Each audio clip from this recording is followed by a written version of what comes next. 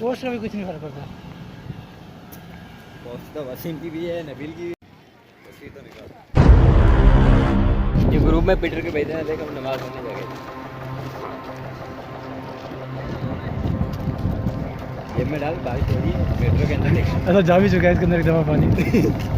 अच्छा ये स्टार्टिंग में घुसता इधर से, फिर चार्जिंग बंद कर देता है। जब इसमें पानी चला जाए ना चार्जिंग बंद कर देता है।